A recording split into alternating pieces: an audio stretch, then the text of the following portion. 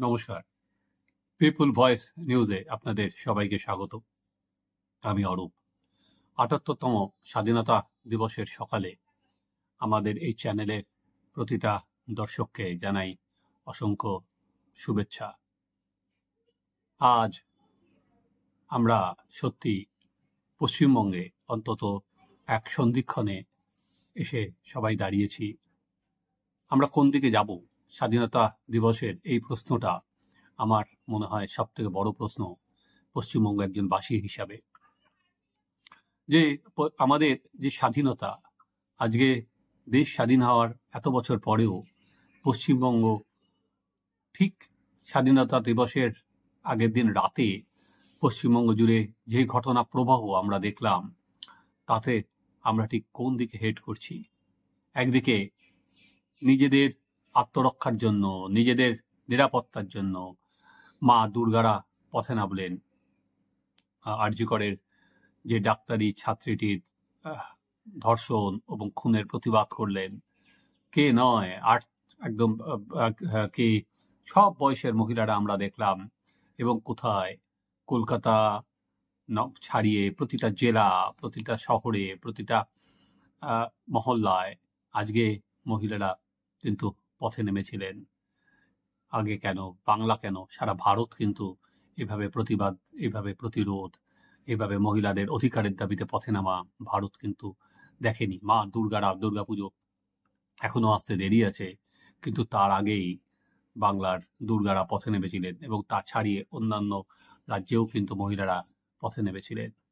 একদিকে যখন এই প্রতিবাদ বা প্রতিরোধের আগুন যখন আমরা দেখতে পাচ্ছিলাম, সেখানে দাঁড়িয়েই আমরা দেখলাম দুর্গারা যখন পথে, ঠিক একই সময় আরজি কর হসপিটাল তাণ্ডব চালালো গুন্ডারা। তারা আন্দোলনের আতুরঘর আরজি করের ভেঙে, জরুরি বিভাগ ভেঙে তছনছ করে দিল। তারা যেখানে স্টুডেন্টরা বসেছিল, তাদের ডেমনস্ট্রেশন দিচ্ছিল, সে মঞ্চ ভাঙলো। আরজি করের প্রতিটা ঘর ভাঙচুর করলো, মেশিন ভাঙচুর করলো, দামি দামি ওষুধ ভেঙে গুড়িয়ে দিল। এরা কারা? উই ওয়ান্ট জাস্টিস বলে যারা করছিল তারা কারা? তারা কিসের জন্য এখানে এসেছিল? কোনো সন্দেহ নেই এটা খুব প্রি প্ল্যান্ড অ্যাটাক। কারা করবে? Pre planned attack. এবং সেই সময় পুলিশের ভূমিকা কোথায়? পুলিশ কোথায় গেল? কোনো চ্যানেল দেখাচ্ছে পুলিশ নাকি প্রসূতি বিভাগে সব ঢুকে পড়েছিল। তাহলে স্বাধীনতার সকালে ঠিক আগের দিন দুরকম কলকাতাকে দেখলাম আমরা। জটিলেশ্বর মুখোপাধ্যায়ের একটা গান আজকে খুব মনে পড়ছে এই সকালবেলায়। এ কোন সকাল যা রাতের চেয়েও অন্ধকার। সত্যিই তাই। আজকে 15ই আগস্টের সকাল, কিন্তু রাত কাটিয়ে অন্ধকারটাকে আরো গাঢ় করে দিল এই দুষ্কৃতীদের তাণ্ডব। এটাই কি আমাদের প্রাপ্য ছিল? অভয়ের প্রাপ্য ছিল?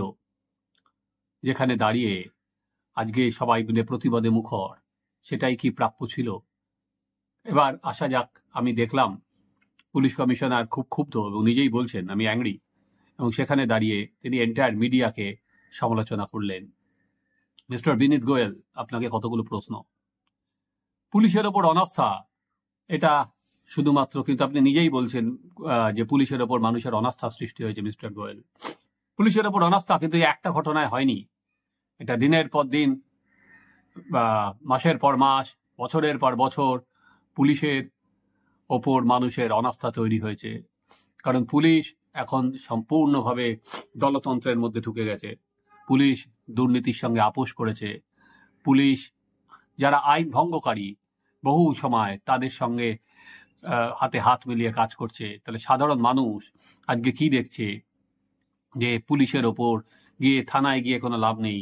আলটিমেট থানায় গেলে তারা তাদের ন্যায্য আইনি লড়াই পাবেন না, তারা তাদের ন্যায্য আইনি অধিকার পাবেন না যতক্ষণ না উপর মহল থেকে কোনো ফোন আসবে, বা যতক্ষণ না তারা কোনো শাসক দলের খাতায় নাম লেখাতে পারবেন। আজকে একের পর এক ঘটনা, আজকে স্বাধীনতার সকালে আমি ঘটনাগুলো বলছি না, একের পর এক ঘটনা আমরা যদি দেখে পারি, রেশন দুর্নীতি থেকে শিক্ষা দপ্তরের দুর্নীতি থেকে পুর দপ্তরের দুর্নীতি, বা নানা ঘটনা সন্দেশখালী থেকে শুরু করে কালিয়াগঞ্জ, কালিয়াচক, পুলিশের ভূমিকা কিন্তু প্রতিটা ক্ষেত্রে আদালতে পর্যন্ত ভর্ৎসিত হয়েছে। তাই আজকে এই যে পুলিশের বিরুদ্ধে আপনি বললেন যে পুলিশের বিরুদ্ধে যে আজকে মানুষ ক্ষুব্ধ বা মানুষের আস্থা চলে যাচ্ছে, না মিডিয়া দায়ী নয়, মিডিয়াকে দায়ী করে পার পাওয়া যাবে না, তার দায় পুলিশকে নিতে হবে। কারণ পুলিশ যে উর্দি পড়ে যে সংবিধানের শপথ নিয়েছিল, সেই সংবিধানের শপথ তারা ভুলে গেছে। সেই সংবিধানের শপথ তারা এখন তারা এখন নিচ্ছে শুধুমাত্র দলতন্ত্র কায়েম করার জন্য। এটা আগে সিপিএম এর জামানায় শেষ দিক দীর্ঘ সময়, এবং তারপর তৃণমূলের জামানায়, এই শাসকের জামানায় সেটা বহু অংশে বেড়েছে। পুলিশের ওপর আস্থা ভেঙে যাওয়ার কারণেই কিন্তু আজকে মহিলারা পথে নেমেছে। আজকে কিন্তু পুলিশ বা প্রশাসনের ওপর তাদের আস্থা ছিল না, নেই বলেই এত এত মহিলা আজকে দুর্গারা পথে নামলো। আমরা কোন দিকে এগোচ্ছি?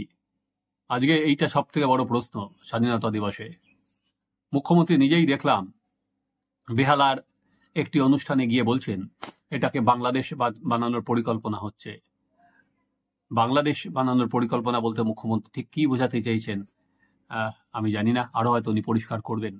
কিন্তু বাংলাদেশেও কিন্তু অনাস্থা হয়েছিল পুলিশ বা প্রশাসনের ওপর।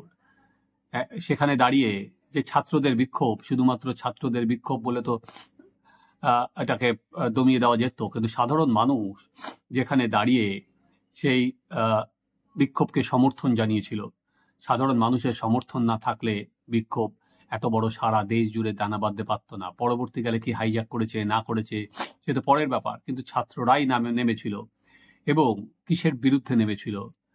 স্বৈরতন্ত্রের বিরুদ্ধে নেমেছিল, একনায়কতন্ত্রের বিরুদ্ধে নেমেছিল, গণতন্ত্র হরণের বিরুদ্ধে নেমেছিল। ফলে আজকে কি পশ্চিমবঙ্গেও এই ঘটনাগুলোই ক্রমে ফুটে বেরোচ্ছে যে স্বৈরতন্ত্র, একনায়কতন্ত্র, গণতন্ত্র বলে কিছু নেই। স্বাধীনতায় তো আমরা গণতন্ত্র পেয়েছিলাম, পশ্চিমবঙ্গ থেকে কি আজকে গণতন্ত্র চলে যাচ্ছে? যে আজকে মহিলারা গণতন্ত্রের দাবিতে, নিজের অধিকারের দাবিতে নামছেন।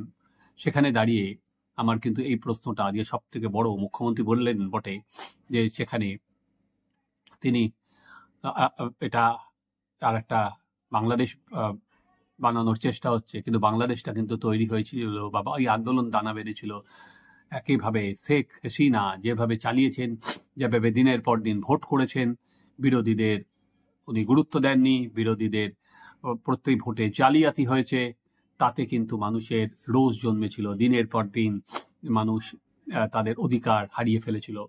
তাহলে কি আজকে এই স্টেটটাও সেদিকেই যাচ্ছে? খুব আতঙ্কে, খুব আশঙ্কা।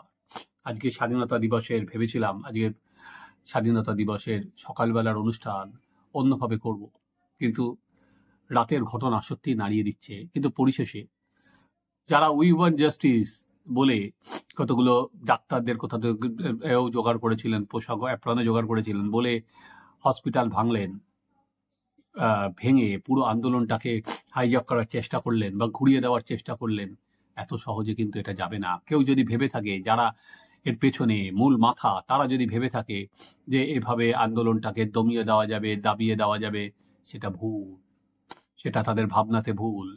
এই আন্দোলন জনগণের অধিকার রক্ষার আন্দোলন। স্বাধীনতা দিবসে দিন, প্রত্যেকের শপথ নেওয়ার দিন, যে আগামী দিন এই আন্দোলন, যে মহিলারা যে আন্দোলন, সেটা আরো ছড়িয়ে পড়বে। বরং যেভাবে ভাঙচুর হলো, যেভাবে নার্ভ সেন্টারে ভাঙচুর হলো, আতুর ঘরে ভাঙচুর হলো আন্দোলনের, সেখানে আরো চোয়াল দৃঢ় করার দিন। যে স্বাধীনতা দিবসের দিন প্রতিজ্ঞাবদ্ধই আমরা সকলে যে আমাদের স্বাধীনতা হরণ হতে দেব না, যে কোনো মূল্যে এটাকে রক্ষা করতে হবে, যে কোনো মূল্যেই পশ্চিমবঙ্গে অরাজক পরিস্থিতি থেকে আমাদের বেরিয়ে আসতে হবে। আপনারা দেখতে থাকুন আমাদের চ্যানেল সাবস্ক্রাইব করুন, আপনাদের মতামত জানান।